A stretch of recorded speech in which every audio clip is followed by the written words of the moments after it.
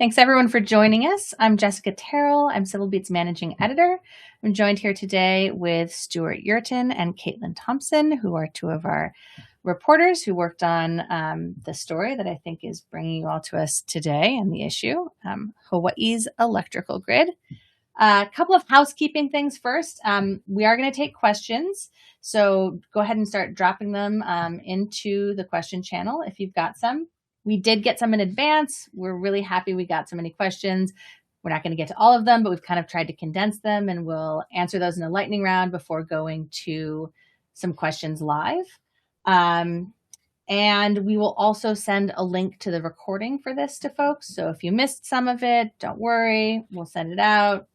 You'll get another chance to catch it. So yeah, we're here. We're in what's predicted to be a kind of big hurricane season.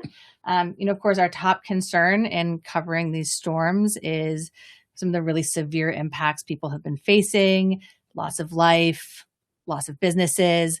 But I think the big unifying factor for people who did not have such serious impacts was the loss of power, right? It was like the conversation for so many people in our office, like, why is is your power out? Is my power out? Why is my power out?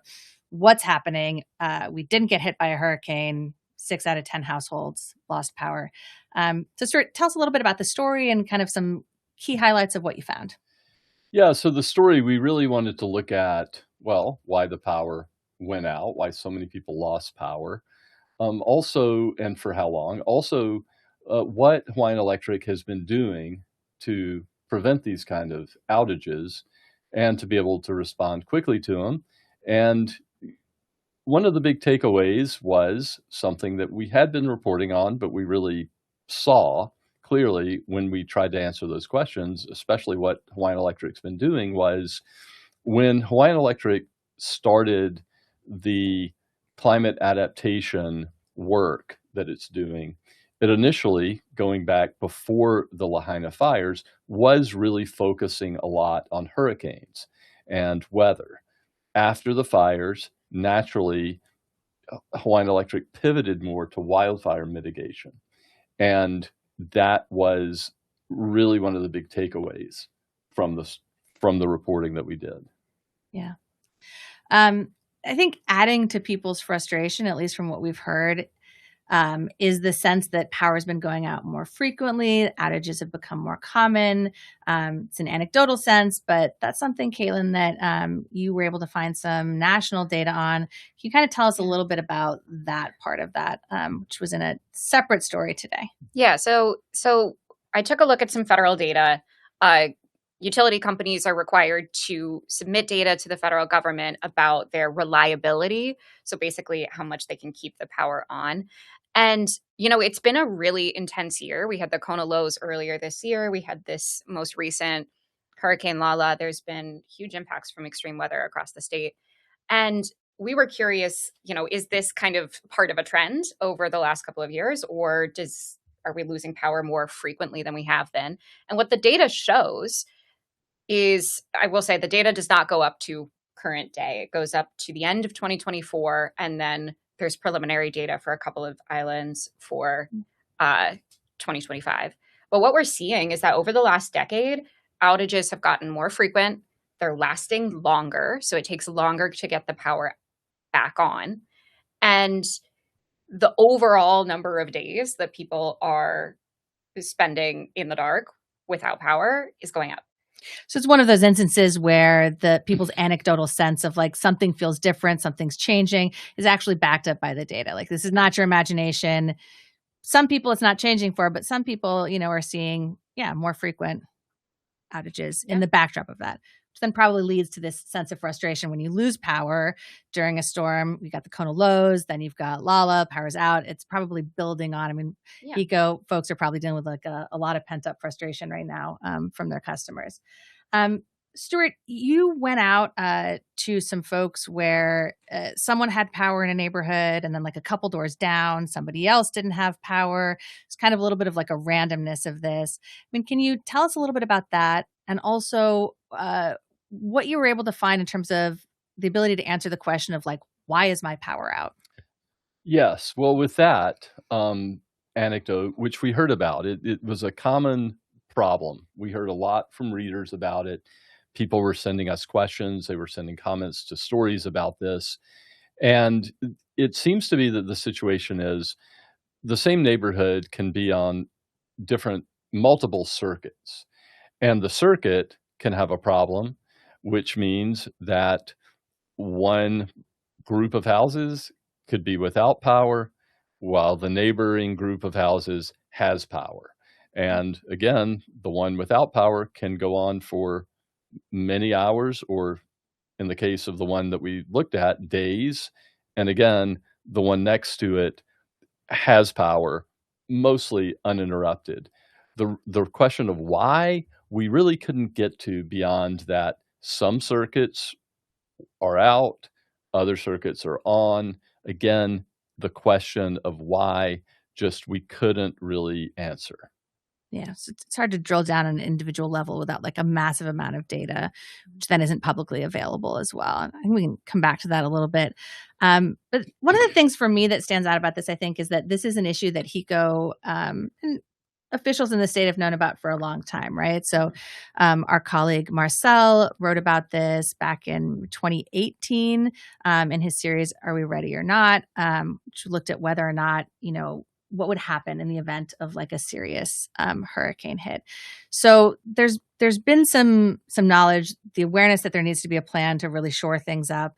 But I think, as you mentioned, wildfires came, things have changed. So Caitlin, kind of what can you tell us about how the wildfires maybe changed where stuff was being prioritized, or what's happening right now in terms of strengthening our electrical grid so that we don't have so many disruptions?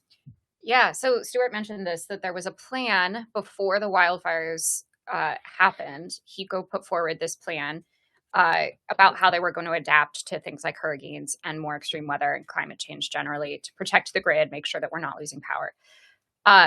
The wildfires, that listed a bunch of things, strengthening transmission lines. Those are the lines that take the power from a substation to the distribution lines. So they're kind of like really big lines.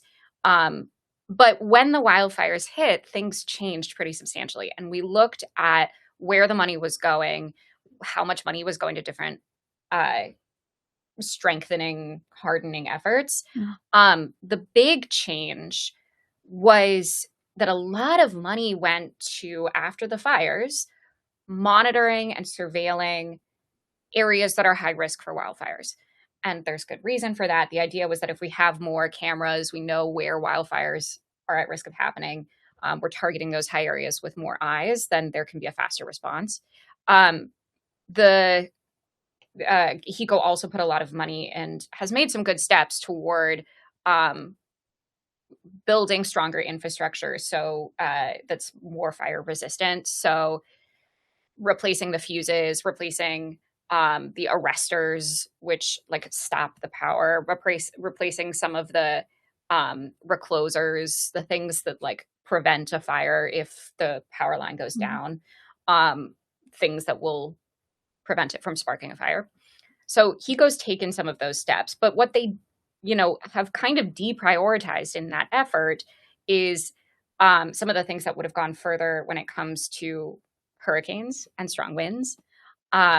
A lot of that hardening effort went to areas that are high risk for fires, but they didn't necessarily go to some of the areas that were most hit by, for example, Hurricane Lala. And the things like strengthening those transmission lines, which was a huge problem in Hurricane Lala, by the way. 9 of those transmission lines went down on Oahu, 16 went down on Big Island, and that's like the bulk of those big transmission lines on Big Island. But that hasn't happened yet. We're still in the design phase of that project. We were supposed to start implementing that, but we're behind. I think you also found that there was some scaling back on like addressing like trees and tree mitigation, right? Which is a big deal because what was the main thing that they said caused outages during Lala?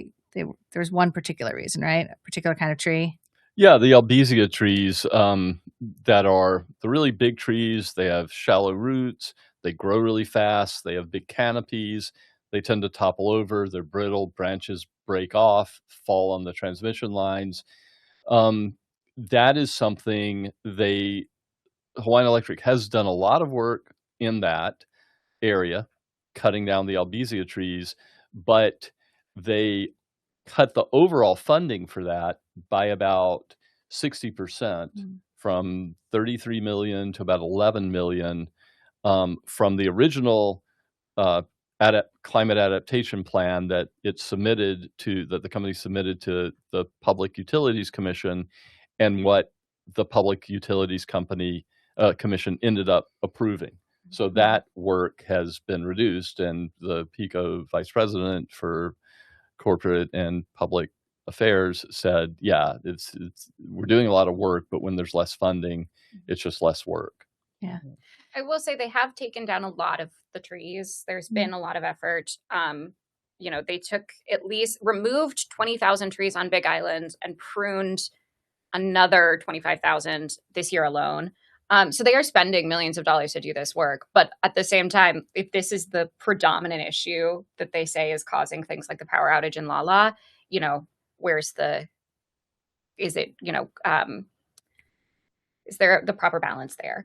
Yeah.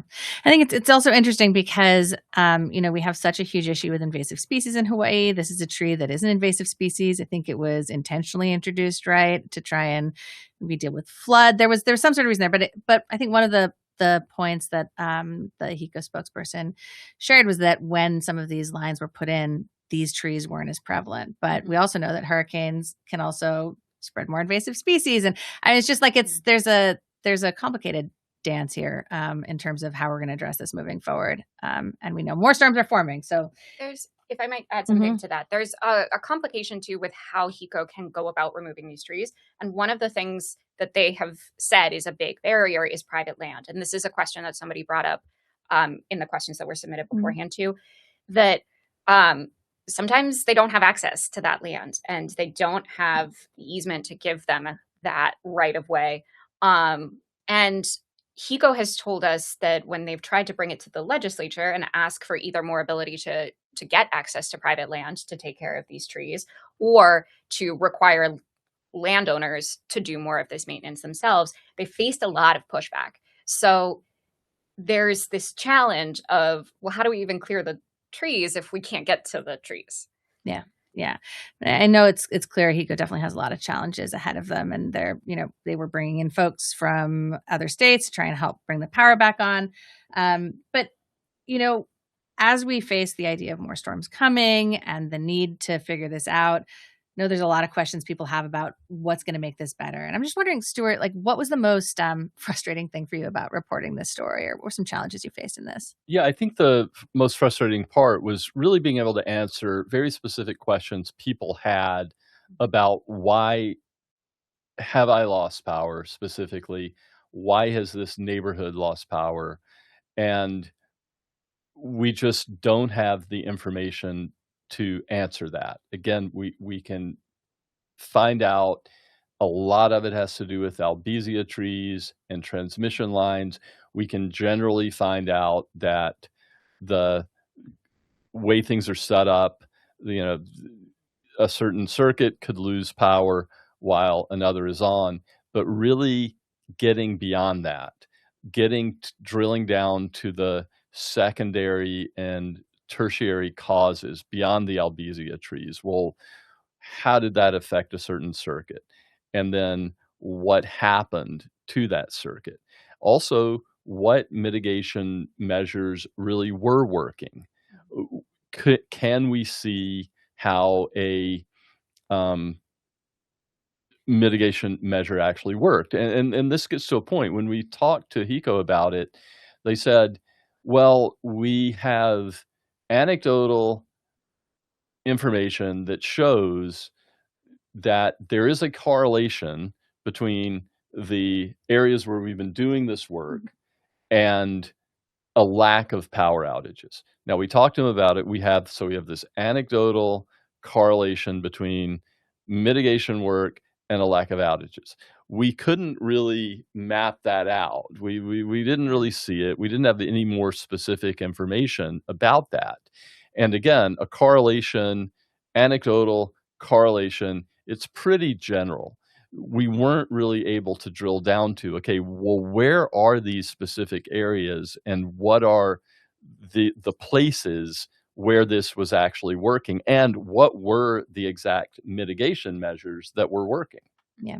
And there's a call for more information now, and it's not just so that every individual in the state can know exactly why their power was lost, but there's like some other reasons I think why this information would be helpful. So, I mean, can you tell us a little bit about like the information that is being called for right now by some advocates, and why it's important maybe to get that information and to see what's working and what's not? Yes. So Henry Curtis with Life of the Land has already written to the Public Utilities Commission asking the commission, which regulates HECO, to open an investigation, a sort of public investigatory proceeding to answer some of these questions. And again, to drill down to the circuit level.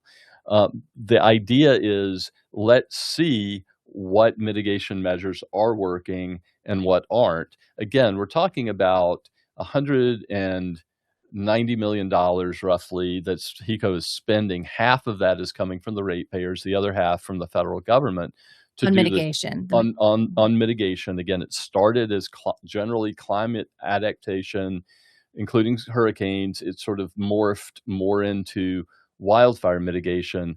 But again, the question is like, what's working, what's not working, where could it improve? And then also, well, using this particular incident and the Kona low storms as case studies, what can that really tell us? Again, this kind of proceeding would allow people to submit public comments. The public could weigh in on it. These interveners could submit questions, almost like public information requests. They call them requests for information to HECO. The commission could decide, and HECO could decide, well, okay, we can answer these or not. But again, this would be a very public proceeding with some public participation allowed that could answer some of these questions and then ultimately get to, well, what's working and what's not working. Yeah. Would that be just across the state, or would it also allow us to kind of drill into something that I think we weren't able to answer, which is, for example, like community level issues? So like, why is it going to take weeks or potentially, I think we're initially told months for power to be turned back on in parts of Big Island? Well, yes. Again, Henry Curtis is talking about on the circuit level. So yeah, it could drill down into some very specific things that HECO might not answer. In fact, they told us they wouldn't probably answer these in a general after incident report, which they'll probably do, or they'll hire a consultant to do. So they would do something, but it wouldn't be the same type of analysis that Henry Curtis and Life of the Land are calling for. Gotcha. So without that kind of an investigation, we might not find out as members of the public exactly what went wrong in particular areas and what needs to happen so that if there is a more direct hit, we are in a different position. Yes, that's right. And we also can't find out, well, what exactly worked. Yeah. I think that's one of the things that HECO has emphasized too, is that as they've pivoted more to wildfire mitigation, they have said that those efforts they're targeting things that are like twofers is the word that was used, but things that will benefit both in preventing wildfires, but also protect against big tropical storms, hurricanes, things like that. But without this data, we as the public don't really have a way to gauge that and to understand where this mitigation is most effective, like you said. And I think I'm a data reporter. I would love to see this data. It would be so interesting. And there's so much stuff that we could do with the level of granularity in terms of understanding what are the most vulnerable parts of the state? What mitigation efforts have been put into those areas? And, are there equity issues that we should be looking into? There's all sorts of stuff that if we had access to that data, we could do a really deep, interesting dive. And I think it would have a lot of public benefit. Yeah. So, speaking of public, I'm going to pivot to some of the questions that we got ahead of the event that kind of were consolidated. And we'll see if we can run through some of these before taking some more from folks out there. So, all right, Caitlin, this one I think is for you. Tell us a little bit more about what specifically HECO is doing to safeguard our present power grid against hurricanes of force 1 and above, and by when. I know you already talked a little bit about this, but is there anything else you want to add on this one? Yeah, so one of the big things that HECO has said that they want to do is replacing a lot of the wooden electrical poles. Because one of the things that we saw during Lala was that a lot of the distribution lines, which are the lines that bring power to the actual consumer, a lot of them were affected. And some of these are, the wooden poles that you see when you're driving down the street. And a lot of those went down. There were, I think, dozens across the state that went down. And so HECO over the last several years has been replacing those with more sturdy, stronger, sometimes steel or like more reinforced electrical poles. So that's been one thing that they have done some of and have some plan to do more. Although it's not really clear to me exactly how many more of these they're going to replace. The other big element has been those transmission lines. Those are the really big lines. Those are very crucial to entire communities getting power. Like I said, that's been delayed. So the idea was that they were going to replace building transmission lines that can withstand stronger winds, whether that's the actual line itself or the pole that holds it up. But we are still sort of waiting for some of that to happen.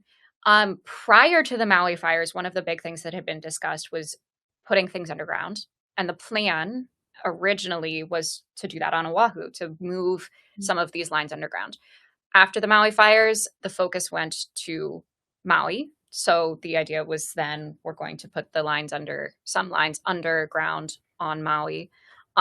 But that's still kind of in the works. So that's another point that we weren't really able to get into in the story or get answers to, is sort of whether it's not just specific efforts that have been redirected that we know about, but whether specific areas have been prioritized more than others, or what the vulnerabilities are in each of those areas.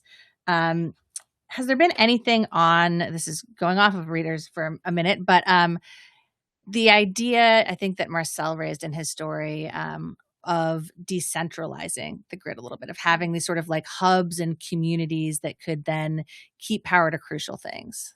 Yes. Well, HECO has been working on the idea of these sort of microgrids and other things. It is a lot of work. It's very expensive. From what we were told, they have been trying to go to the federal government to get money for these microgrids. Again, there's also an issue of, do people really want small generators in their neighborhoods? So you've got that idea. Maybe now people would be more open to it. Maybe not. But yes, they are looking at it. The microgrid question or investment wasn't really part of the plan that they put to the PUC. So that wasn't really included, but it is something the company said they're working on. Gotcha. Got another one for you, Stewart. Question from a reader. HECO's credibility is low. Will they contract with a qualified third party to examine causes and responses to these extended outages? Well, I think that would be the plan, that they would come out with some kind of report. Probably a third party would do it. But again, that doesn't really replace the idea of the Public Utilities Commission, another third party, and a regulatory third party doing some kind of analysis, investigation, whatever you want to call it. Gotcha. All right, Caitlin, let's bounce this one to you. Do you believe the citizens of Hawaiʻi are willing to pay to do what is necessary to harden our infrastructure by putting our power lines underground?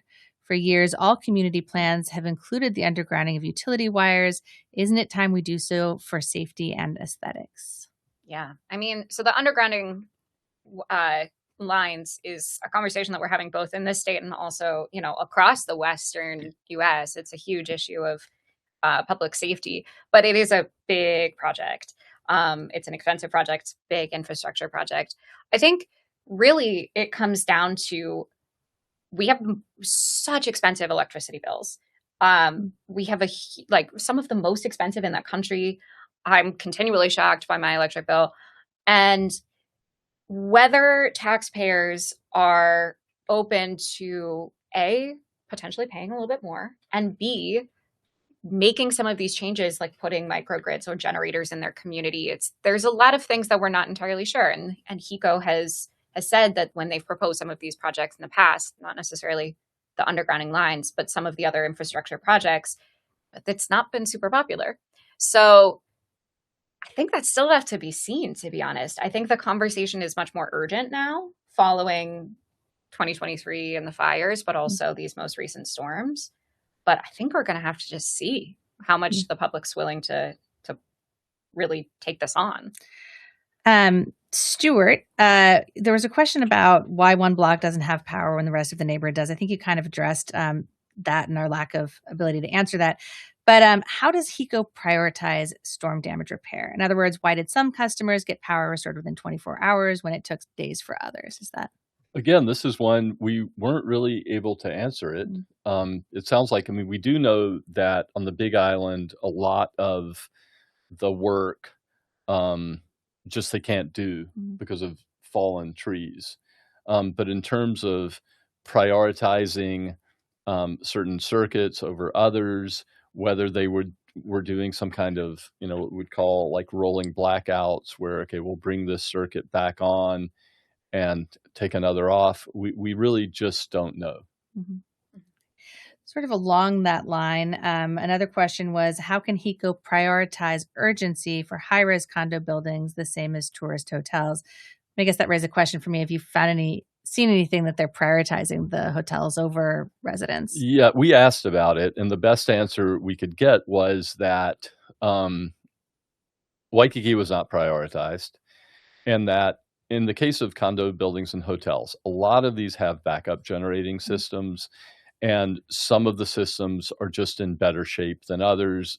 There maybe for some of the condos, they aren't used a lot, they don't have enough fuel, and they just weren't working. The hotels, meanwhile, we're told if they had one experience like this, they would know, okay, we need to fix we need to make sure the generators work. But that was the best answer we could get. So in some places where people are seeing hotels and thinking, geez, why do they have power and I don't? It might not actually be HECO. It's actually a generator that's going. Okay, that's good to know. All right, Caitlin, another reader question. Why can't HECO put transmission lines into a conduit that goes along Kalanianiole Highway rather than over the Ko'olaus? Yeah, it's a good question. It's something that's been discussed, or the Ko'olaus have been discussed. It's not in their plan. I think that would be part of the challenge with our state is obviously the rugged nature of our terrain poses a challenge, and the fact that some places are very remote and very hard to get to. But that's not part of their plan at the moment. Okay. Whether it will be, I'm not sure, but currently not on the books.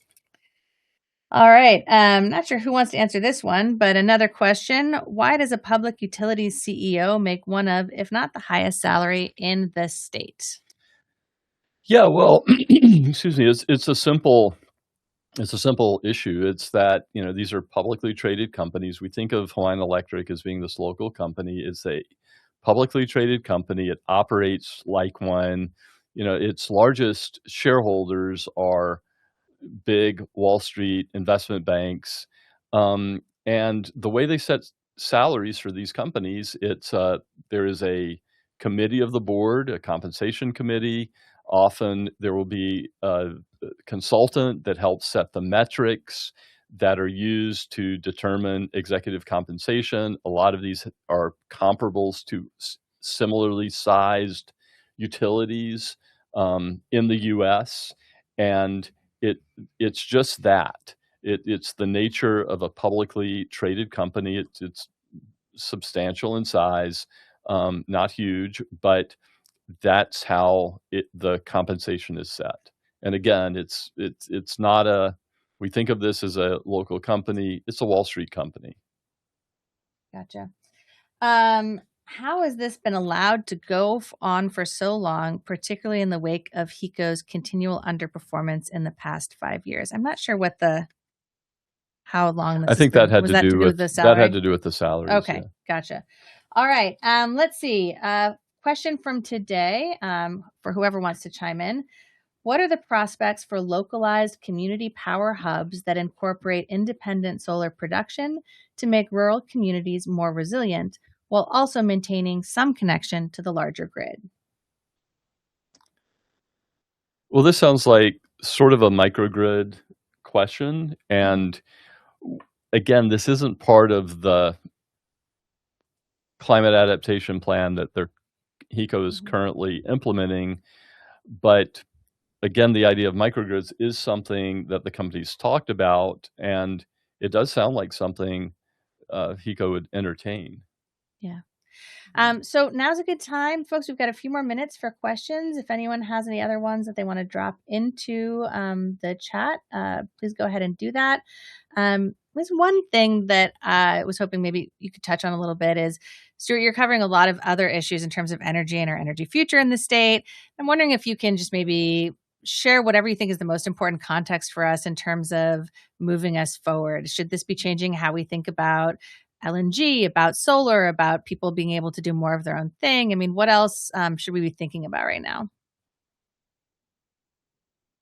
I think one of the things to think about is that, Hawaiian Electric and HECO have a very strong role in the community and has gotten a lot. We've done a lot to support HECO in recent years. There's the $800 million taxpayer contribution to the wildfire settlement. On top of that, there's going to be another fee on our bills, securitized fee for wildfire mitigation. Approval of a $1.1 billion upgrade to a big generator here on Oahu. That again, $4 to $5 a month extra on our bills, plus higher costs for the fuel, the biodiesel that would be used for that. So we are doing a lot. HECO is getting a lot from us, and in exchange, we have this outage. Again, HECO is very defensive, or defends its position. They're like, look, 80% of those who lost power on Oahu got it back within 24 hours. Same with Maui. So in that way, it's really good. What I am really interested in is the disconnect between all of the readers and comments we're getting and people maybe here who are watching in their experience and what Hawaiian Electric is saying, especially in light of what HECO has gotten recently. Gotcha. We have another question. This one's from Mark. Why is DLNR, it's the Department of Land and Natural Resources, not being required to do vegetation management in pursuit of hardening the infrastructure? Is that something that either of you have some info on? Yeah, it's a good question. I mean, one of the challenges with HECO's response and like in the aftermath of an event, but also with the mitigation, is that they're working with a lot of players. They're working with the state, they're working with the county. They don't have the only responsibility to clear these trees. There's other people, like other groups that bear some of that responsibility. And what HECO says is that they are working with the state and counties to do that clearing, and especially after an event, but in the lead up too. But it's definitely a challenge as to who kind of prioritizes that and where, how all these players are working together beforehand.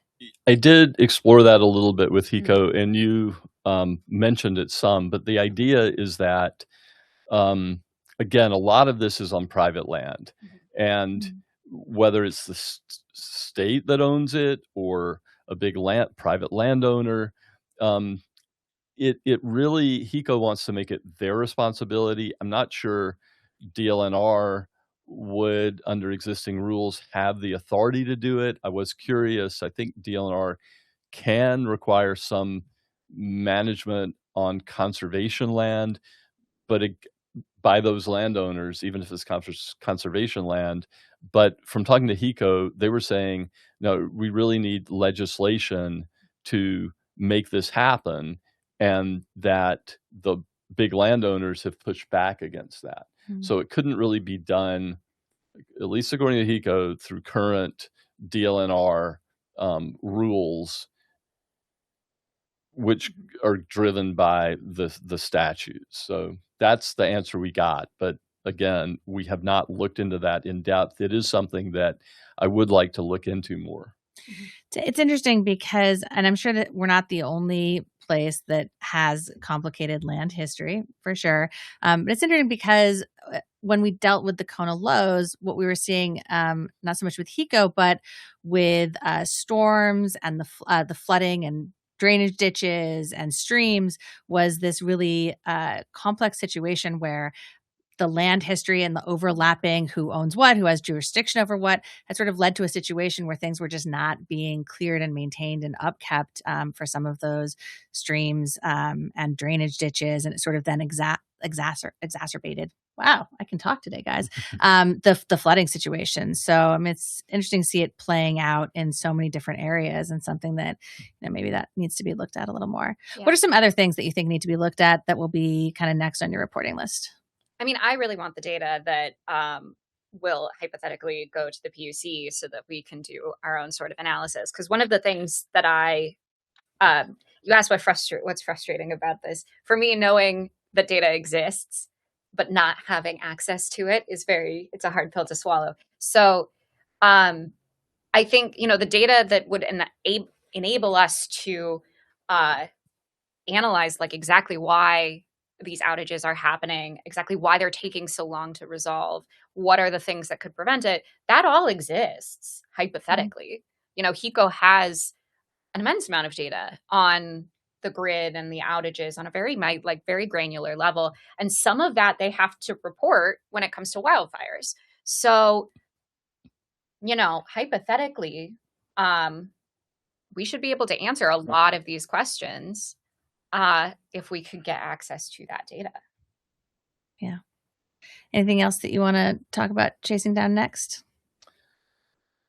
Yeah, well, obviously the big story is this proposal by JERA to bring in a liquefied natural gas fueled generator.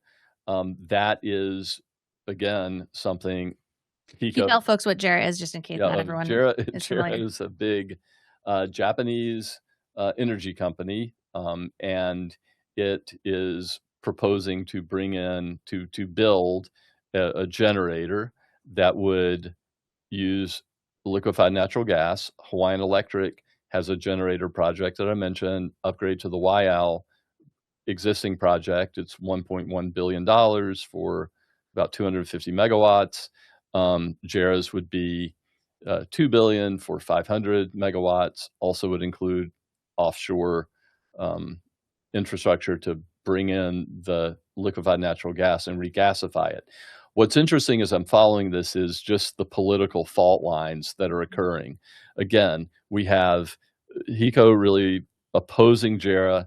We have the governor supporting JERA. So there's kind of we've mentioned there is a war now between JERA and HECO, but by extension, HECO is to some extent at war with the governor and the administration. We also have the public seems very upset with HECO now from what we're hearing. So you've got that.